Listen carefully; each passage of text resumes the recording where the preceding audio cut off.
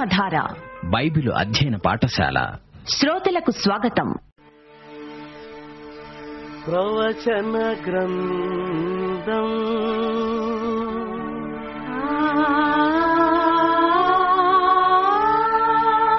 దానియేలు గ్రంథం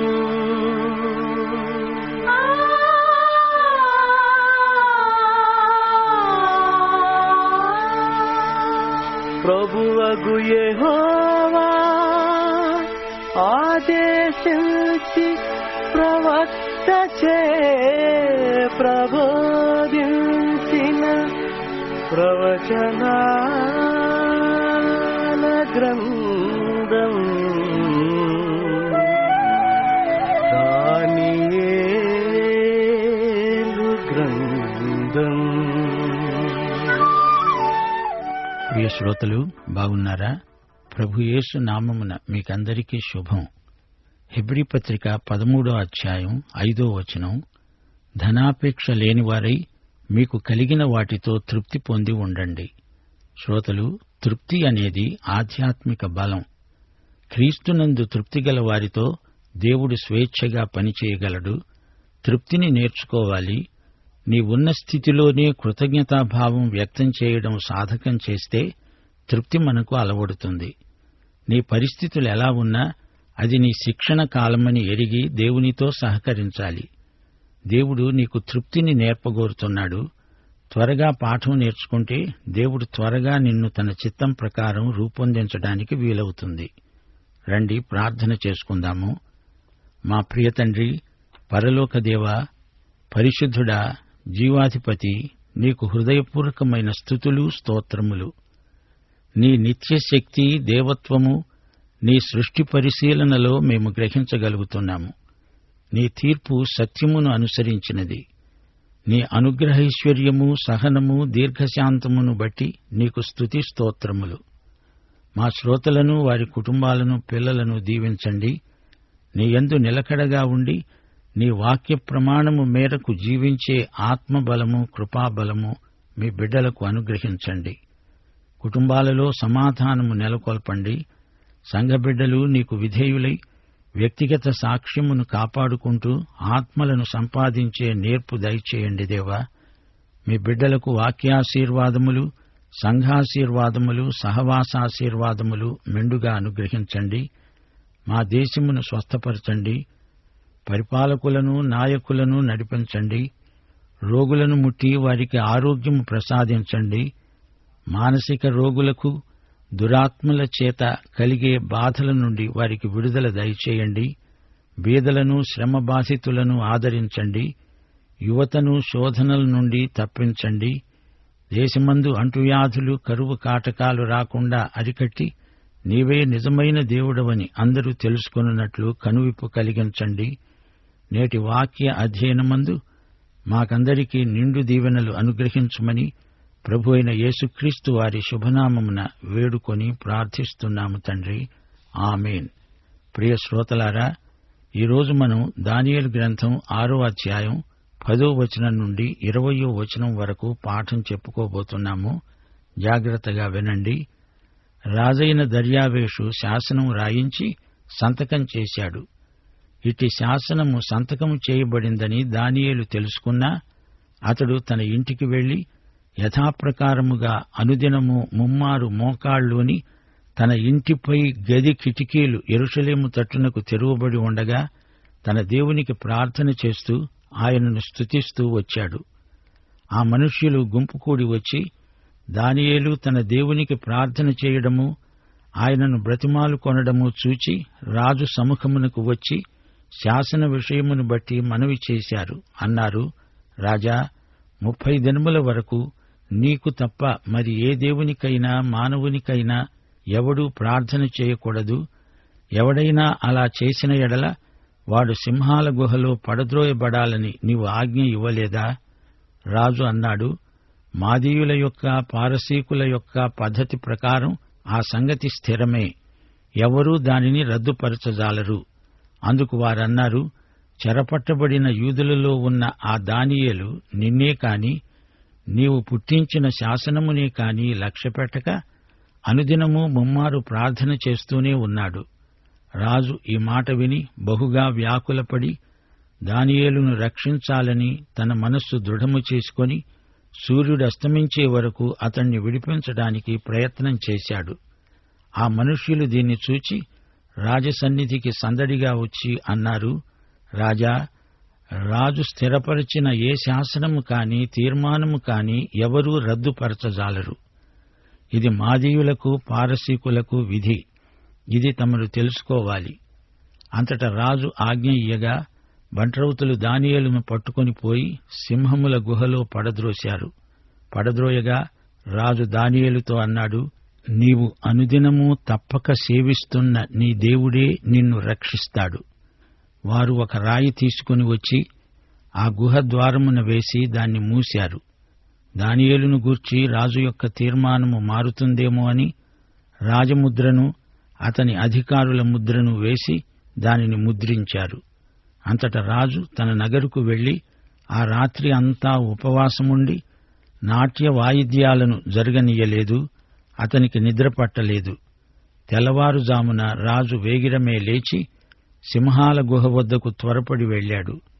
అతడు గుహ దగ్గరకు రాగానే దుఃఖస్వరముతో దానియేలును పిలిచి అన్నాడు, జీవముగల దేవుని సేవకుడవైన దానియేలు, నిత్యమూ నీవు సేవిస్తున్న నీ దేవుడు నిన్ను రక్షించగలిగాడా? ప్రియ శ్రోతలు, వింటున్నారా? మేమందరము కలిసి తీర్మానించాము అని అధికారులన్నారే, అది అబద్ధం. వారు దానియేలును సంప్రదించలేదు. కాని దానియేలుకు కీడు తలపెట్టి వీరే ఆ తీర్మానం చేశారు. దానియేలు దీనికి సమ్మతిస్తే దానియేలు ఏడి? వీరి కపటం కుట్ర ఇందులో కనిపిస్తుంది. ఎన్ని శాసనాలు చేసినా, ఎన్ని బెదిరింపులు వచ్చినా దానియేలు తన దేవునికి ప్రార్థన చేయటం మానలేదు. ప్రియ శ్రోతలు, మీకు ప్రార్థన అంత ప్రాముఖ్యమనిపించటం లేదా? దానియేలుకు ప్రార్థనంటే జీవితమే. చావుకు సైతం లెక్క చేయకుండా యథావిధిగా ప్రార్థించాడు దానియేలు. ప్రార్థన చెయ్యకూడదని రాజశాసనం. అయినా దానియేలు లెక్క చేయలేదు, ప్రార్థన మానలేదు. రోజుకు 3 సార్లు ప్రార్థించే అలవాటును మానలేదు. దానియేలు ప్రార్థన జీవితం ఎంతో క్రమశిక్షితమైనది. మన ప్రార్థనలకు తరచుగా అంతరాయాలు కలుగుతాయి. ఎందుకు? ఆయా పనుల ఒత్తిడి వల్ల ప్రార్థనలను వాయిదా వేస్తాము. ఎన్ని పనులున్నా ప్రార్థన తరువాతనే. ఏది ఏమైనా అనుదిన ప్రార్థన జరిగి తీరాల్సిందే. మెసొపొటేమియా అడవుల్లో సింహాలు తిరుగుతూ ఉంటాయి. పూర్వీకులు గ్రామసీమల్లో సింహాలను మృగరాజు అని గౌరవించేవారు. కొందరు రాజులు సింహాలను వేటాడేవారు. అది వారికి సరదా. పారసీక ప్రజలు సింహాలను పట్టి తెచ్చి వాటిని ఉద్యానవనాల్లో ప్రదర్శనకు ఉంచి వాటిని మేపేవారు. అంతేకాదు, నేరస్తులను సింహాలకు అప్పగించేవారు. అది వారికి విధించబడే కఠిన శిక్ష. దానియేలు రాజశాసనాన్ని గురించి విన్నాడు. ఈ రాజశాసనం అతని భక్తి జీవితానికి ఒక పరీక్ష. వెంటనే దానియేలు ప్రార్థన చేయసాగాడు. దానియేలు తన ప్రార్థన గదిలోకి వెళ్లాడు. యెరూషలేము దిక్కు తిరిగాడు. తన దేవునికి ప్రార్థించాడు. తనకు జ్ఞానం ప్రసాదించమని దేవుణ్ణి వేడుకున్నాడు. ఈ ప్రజల బారి నుండి దేవుడు తనను కాపాడుతాడని నిరీక్షించాడు. దానియేలుకు తన దేవుడు ఎలాంటివాడో బాగా తెలుసు. ప్రభుత్వము పట్ల కూడా తన బాధ్యత ఏమిటో దానియేలుకు బాగా తెలుసు. తన భక్తి జీవితానికి అడ్డురానంత వరకు రాజాజ్ఞను పాటిస్తాడు. దానియేలు ఇప్పుడు రాజ్యమంతటిలో అత్యున్నత పదవిని అలంకరించి ఉన్నాడు. దానియేలు ప్రభుత్వానికి విధేయుడు, విశ్వసనీయుడు. దానికి హద్దు ఉంది. తాను తన దేవుడైన యెహోవాను ఆరాధించకూడదని రాజాజ్ఞ ఉంటే తప్పనిసరిగా రాజాజ్ఞను త్రోసిరాజనవలసి వస్తుంది. మనుష్యులకు కాదు, దేవునికే విధేయత చూపాలి. రాజాజ్ఞ కాదు, రాజులకు రాజైన దేవుని ఆజ్ఞ తనకు ముఖ్యం. దేవుని మీద పూర్తి భారం వేసి దానియేలు ప్రార్థన గదిలోకి వెళ్లాడు. నేటి యువత దానియేలులాగా ఉండడానికి దేవుడు కృపను అనుగ్రహించాలని ప్రార్థిస్తాము. దేవుని బిడ్డలు ఏ దేశంలో ఉన్నా, ఇహలోకంలో ఏ రాజ్య పౌరులైనా తమ పౌరధర్మాన్ని, విధులను నిర్వర్తించాలి. అయితే వారి ప్రథమ కర్తవ్యం దేవుని పట్ల నెరవేర్చి తీరాలి. దేవుణ్ణి బట్టే కదా మనకు ఆశీర్వాదాలన్నీ లభిస్తున్నాయి. ప్రార్థన దానియేలు అలవాటు. అతని ప్రార్థన సమయం ప్రత్యేకించబడింది. ఏది జరిగినా, మిన్ను విరిగి మీద పడ్డా దానియేలు ప్రార్థన మాత్రం మానడు. ఇంటి కిటికీ తలుపులు యెరూషలేము వైపు తెరిచాడు, మోకరిల్లాడు. ప్రతిదినమూ ముప్పూటలా ప్రార్థించాడు. దేవునికి కృతజ్ఞతాస్తుతులు సమర్పించాడు. యథాప్రకారంగా దేవుణ్ణి స్తుతించాడు. దానియేలు ప్రార్థన అలవాటు ఆధ్యాత్మికం. దానియేలు ప్రార్థన యాంత్రికం కాదు, మనఃపూర్వకమైనది, బహుబలము గలది. సర్వశక్తిమంతుడైన దేవునిపై ఆధారపడే సాధనమే ప్రార్థన. దేవునితో సహవాసమే ప్రార్థన. మన అక్కరలు, మనవులు దేవునితో పంచుకునే సమయం ప్రార్థన సమయం. దేవుణ్ణి స్తుతించి మన సమస్యలను కాదు, వాటి పరిష్కారాన్ని దేవునితో మాట్లాడే సమయమే ప్రార్థనా సమయం. మనం దేవునికి ప్రతి విషయంలో కృతజ్ఞులం. దేవుని సన్నిధిలో ప్రతి పరిస్థితికి, అది అనుకూలమైన ప్రతికూలమైన, దేవునికి కృతజ్ఞతలు చెప్పుకోవలసిందే. ఆపద మొక్కులు కాదు, అన్ని సమయాల్లో ప్రార్థన మన మనుగడకు ఎంతో అవసరం. నీ జాతి, నీ సంఘం, నీ వ్యక్తిగత జీవితం ప్రార్థన లేకపోతే దేవుని దీవెనలను కోల్పోవటం ఖాయం. కష్టాలు ముంచుకొచ్చినప్పుడు మాత్రమే ఓ దేవా అంటూ దీర్ఘ ప్రార్థనలు చేయటం కాదు, ఎడతెగని ప్రార్థన దేవుణ్ణి తృప్తిపరుస్తుంది. ఆత్యయిక పరిస్థితిలో ప్రార్థన దైనందిన ప్రార్థనలకు కొనసాగింపే. ప్రతిరోజూ తినే తిండి లాంటిది ప్రార్థన. ఉచ్ఛ్వాస నిశ్వాసముల్లాంటిది ప్రార్థన. అంతా బాగా ఉన్నప్పుడు ప్రార్థనను మరిచిపోవడం పిరికితనం, కృతజ్ఞత లేని వైఖరి. యెరూషలేము వైపు తలుపులు ఎందుకు తెరిచాడు? దానికి కారణం లేకపోలేదు. తాను పరాయి దేశంలో చెరలో ఉన్నాడు. దేవుడు తన ప్రజలతో చేసుకున్న నిబంధనను దానియేలు జ్ఞాపకం చేసుకుంటున్నాడు. దేవుని వాగ్దానాన్ని పునరుద్ఘాటిస్తున్నాడు. తన జాతి పక్షాన పాపాలు ఒప్పుకుంటున్నాడు. దానియేలు ప్రార్థన రహస్యం అతని రహస్య ప్రార్థన. నలుగురు చూడాలని కాదు, రహస్యమందు చూచేవాడు దేవుడు. శత్రువులు ప్రత్యేకంగా అతని వ్యక్తిగత విషయాలను పరిశోధించబట్టి ఇది తెలిసింది. రహస్యంలో చూచే దేవుడు బహిరంగముగా మనకు ప్రతిఫలమిస్తాడు. మరో మాట, హడావిడిగా ప్రార్థన చేశాననిపించుకోవడానికి కాదు, త్వరపడి ముగించేది కాదు, మోకరిల్లి యథావిధిగా ప్రార్థించాడు. దానియేలు ప్రశాంతంగా దేవునితో మాట్లాడాడు. ప్రార్థన విజ్ఞాపనలు చేశాడు. మోకరిల్లడం, సాష్టాంగపడడం మన నిస్సహాయతను చూపడమే. చేతులు కట్టుకోవాలి, మరే పని చేయకూడదు. తల వంచాలి, అది వినయం, విధేయత. కండ్లు ముయ్యాలి, మరి దేన్నీ చూడకూడదు. ప్రార్థన పరిశుద్ధమైన అభ్యాసం, దేవుని వైపునకు తిరగడం. మా శ్రోతలు ఈ సందర్భంలో ఆత్మ పరీక్ష చేసుకోవాలి. మన ప్రార్థన జీవితంలోకి ఉజ్జీవం రావాలి. ప్రార్థనలో నిర్దిష్టమైన లక్ష్యముండాలి. ఇతరుల రక్షణ కోసం, దేవుని రాజ్యం కోసం, ఆయన నీతి కోసం ప్రార్థించాలి. రహస్య ప్రార్థనలో దినదినము ఆధ్యాత్మిక శక్తిని మనం కూడబెట్టుకున్నవారమై ఆత్యయిక పరిస్థితిలో ఆ శక్తిని వినియోగించుకోవాలి. దేవా, దానియేలులాగా ప్రార్థించటం నాకు నేర్పు అంటూ మనం దేవుణ్ణి అడగాలి. సింహాల గుహలో దానియేలుకు తోడై ఉన్న దేవుడే నీకు నాకు తోడై ఉన్నాడు.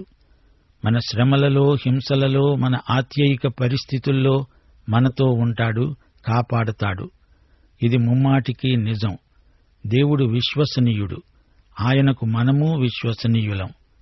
దానియేలు దృష్టి యెరూషలేము తట్టు ఉన్నది, కాని ఇప్పుడు మనం పరలోకం వైపు చూస్తాము. యోహాను సువార్త 4వ అధ్యాయం 21-22 వచనాలలో ప్రభు అన్నాడు, ఈ పర్వతము మీదనైనా యెరూషలేములోనైనా మీరు తండ్రిని ఆరాధించరు. నా మాట నమ్ము. ఆత్మతో సత్యముతో తండ్రిని ఆరాధించే కాలము వచ్చింది. దానియేలును అధికారులు పరిశీలనగా చూస్తున్నారు. ఇప్పుడు కూడా దానియేలు ప్రార్థిస్తాడా లేదా, అతని నిజాయితీ ఏ పాటిదో తేలిపోతుంది. అధికారులు రాజుకు ఫిర్యాదు చేశారు. దానియేలు ఇప్పుడు నేరస్థుడు. రాజాజ్ఞకు వ్యతిరేకంగా వ్యవహరిస్తున్నాడు. యెహోవా దేవునికి ప్రార్థన చేస్తున్నాడు. దర్యావేషు తన శాసనాన్ని మార్చలేడు. నెబుకద్నెజరైతే మార్చగలడు. దర్యావేషు బలహీనుడు. నెబుకద్నెజరు తరువాతి రాజ్యం బలహీనమే. అన్యుల రాజ్యాలు రాను రాను ఒకదానికంటే ఒకటి బలహీనమవుతున్నాయి. ఇది ప్రవచనం. తనకిష్టం లేకపోయినా దర్యావేషు దానియేలును సింహాల గుహలో వేయక తప్పలేదు. ఈ విషయంలో రాజు నిస్సహాయుడైపోయాడు. దానియేలు, నీ దేవుడు నీకు సాయం చేస్తాడులే అన్నాడు దర్యావేషు. దర్యావేషు యెహోవాను గురించి ఎరుగును కాని వ్యక్తిగతంగా యెహోవాను ఎరగడు. దానియేలు తన దేవుని ఎడల విశ్వసనీయుడని కూడా ఎరుగును. రాజదర్బారులో దానియేలు సాక్ష్యం ఎంత బలమైందో అది కూడా తానెరుగును. దానియేలులోని దేవుని రక్షణార్థమైన కృప ఎలాంటిదో తెలియనివాడు కాడు. వారొక రాయి తెచ్చి గుహద్వారానికి వేశారు. ఆ రాతిపై ముద్ర వేశారు. దానియేలు రాత్రంతా ఆ గుహలోనే ఉండిపోయాడు. అందులోని సింహాలు భయంకరమైనవి. అవి కొదమ సింహాలు, వన్యమృగాలు. అయినా దానియేలు వాటి మధ్య క్షేమంగా భద్రంగా ఉన్నాడు. హాయిగా దానియేలు ఆ రాత్రి నిద్రపోయాడు. మంచి విశ్రాంతి అనుభవించాడు. అయితే ఆ రాత్రి దర్యావేషుకే బొత్తిగా నిద్రపట్టలేదు. అపాయంలో ఉన్నది దానియేలు కాదు, దర్యావేషు. ఆ రాత్రి దర్యావేషు రాజభవనంలో ఆహారం లేకుండా, వినోద కాలక్షేపమేమీ జరగకుండా గడిపాడు. నిద్ర అతనికి దూరమైపోయింది. దర్యావేషు నిద్రించలేదు గాని దానియేలు సింహాల గుహలో ఆదమరచి నిద్రించాడు.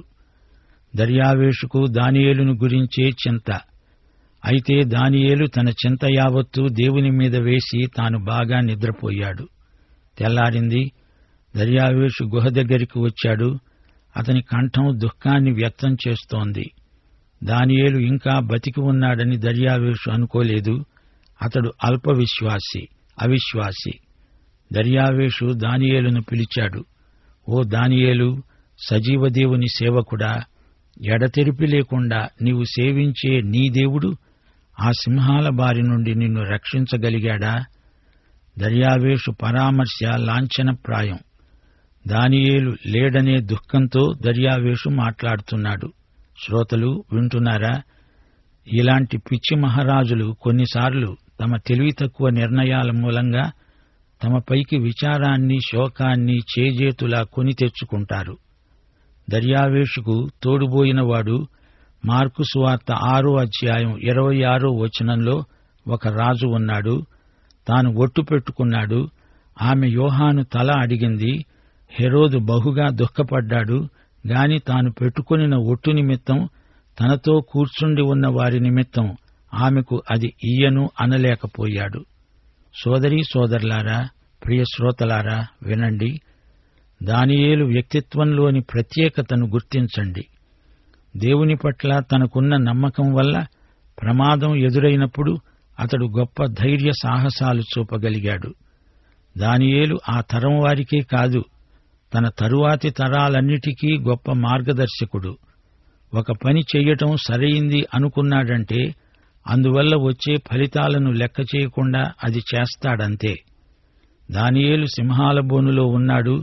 అతడు 80కి పైబడిన వయస్సు గలవాడు. దర్యావేషు గుహద్వారం బయట నుంచి మాట్లాడుతున్నాడు. ఇతని వయస్సు 65కు పైబడింది. దానియేలు విశ్వాసం, అతని ధైర్య సాహసాలు చిరస్మరణీయమైనవి. అన్య విగ్రహారాధనతో ఆధ్యాత్మిక పోరాటం సలిపిన యోధుడు దానియేలు. చెరలోనున్న హెబ్రీయుల దేవుడు యెహోవా. ఆయనే సత్య ఏకదేవుడు. ఈ సత్యం సింహాల గుహలో దానియేలు ద్వారా రుజువైంది. ఈ సంఘటన దర్యావేషు మనస్సుపై ఎంతో ప్రభావం చూపెట్టింది. అంతేకాదు, రాబోయే కోరెషు కూడా ఎంతో ప్రభావితుడయ్యాడు. కోరెషు ఇశ్రాయేలీయులకు చేసిన మేలు అంతా ఇంతా కాదు. యూదులంతా యెరూషలేముకు తిరిగి వెళ్లవచ్చు అనే ఆజ్ఞ జారీ చేసిన చక్రవర్తి కోరెషు. అందుకే దేవుడన్నాడు, నేను అభిషేకించిన నా సేవకుడైన కోరెషు. సరే, దర్యావేషు పిలుపు విని సింహాల బోనులో నుండి దానియేలు మాట్లాడా? ఏమన్నాడు? తరువాత ఏం జరిగింది? వచ్చే పాఠంలో తప్పక వినండి. మన ప్రభు అయిన యేసుక్రీస్తు వారి కృప, తండ్రి అయిన దేవుని ప్రేమ, పరిశుద్ధాత్మ నిత్య సహవాసము మనకందరికీ సదాకాలము తోడై ఉండునుగాక. ఆమేన్.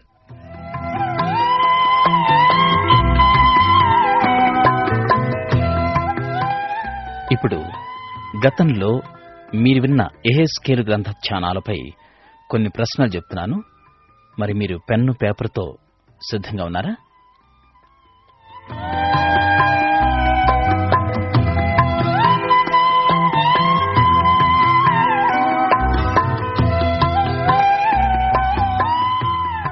మరిక ప్రశ్నలు చెప్తున్నాను, దయతో త్వర త్వరగా రాసుకోవడానికి ప్రయత్నించండి.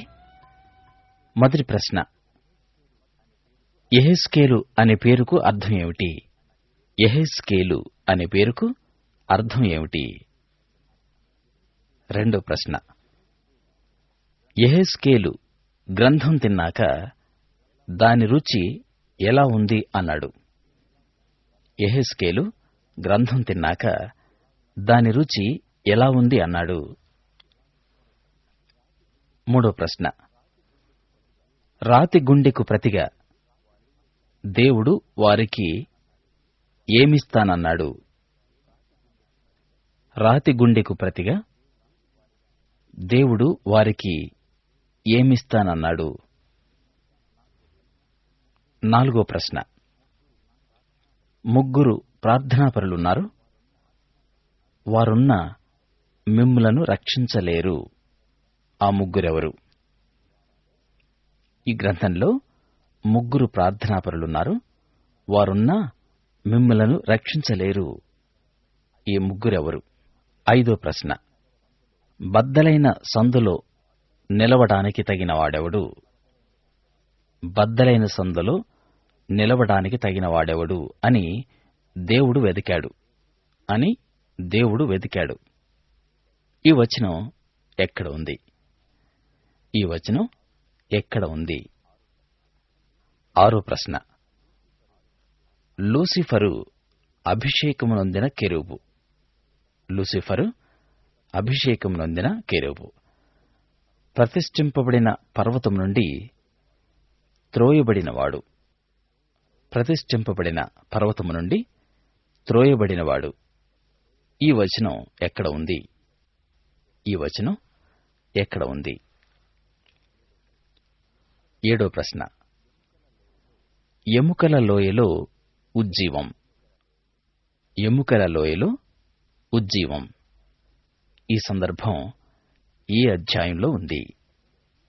ఈ సందర్భం ఏ అధ్యాయంలో ఉంది? ఇందులోనే భాగంగా జీవాత్మ వచ్చినప్పుడు ఏమి జరిగింది? జీవాత్మ వచ్చినప్పుడు ఏమి జరిగింది? ఎనిమిదో ప్రశ్న, దేవుని తేజో మహిమ క్రొత్త ఆలయంలోకి తిరిగి వచ్చింది. దేవుని తేజో మహిమ క్రొత్త ఆలయంలోకి తిరిగి వచ్చింది. ఏ అధ్యాయంలో? ఏ అధ్యాయంలో? తొమ్మిదో ప్రశ్న, యెహెజ్కేలు నదిని దాటుతున్నాడు.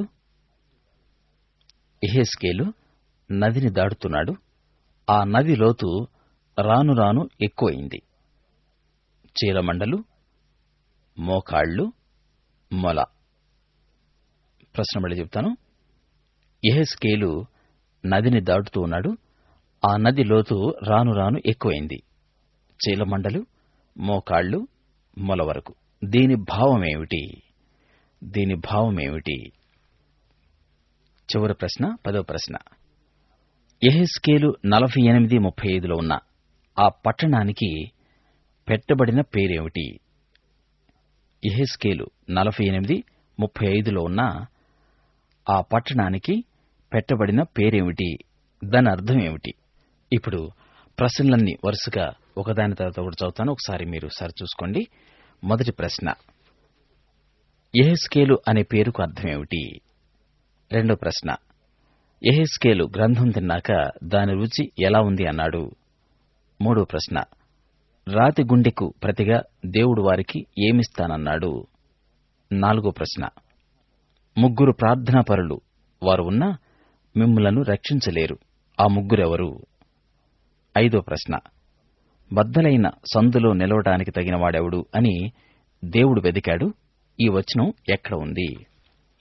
6వ ప్రశ్న, లూసిఫరు అభిషేకమునొందిన కెరూబు, ప్రతిష్ఠింపబడిన పర్వతము నుండి త్రోయబడినవాడు. ఈ వచనం ఎక్కడ ఉంది? 7వ ప్రశ్న, ఎముకల లోయలో ఉజ్జీవం. ఈ సందర్భం ఏ అధ్యాయంలో ఉంది? జీవాత్మ వచ్చినప్పుడు ఏమి జరిగింది? 8వ ప్రశ్న, దేవుని తేజో మహిమ క్రొత్త ఆలయంలోకి తిరిగి వచ్చింది. ఏ అధ్యాయంలో? 9వ ప్రశ్న, యెహెజ్కేలు నదిని దాటుతున్నాడు. ఆ నది లోతు రాను రాను ఎక్కువైంది, చీలమండలు, మోకాళ్లు, మొల వరకు. దీని భావమేమిటి? చివరి ప్రశ్న, 10వ ప్రశ్న, యెహెజ్కేలు 48:35లో ఉన్న ఆ పట్టణానికి పెట్టబడిన పేరేమిటి? దాని అర్థమేమిటి? ఇవి గతంలో యెహెజ్కేలు గ్రంథ ధ్యానాలపై కొన్ని ప్రశ్నలు. ఈ ప్రశ్నలకు మీ సరైన జవాబులు ఒక వారం రోజుల్లో మాకు చేరేటట్లు మీరు రాస్తారుగా. ప్రభు మిమ్మల్ని, మీ కుటుంబాల్ని దీవించి ఆశీర్వదించునుగాక. ఆమేన్.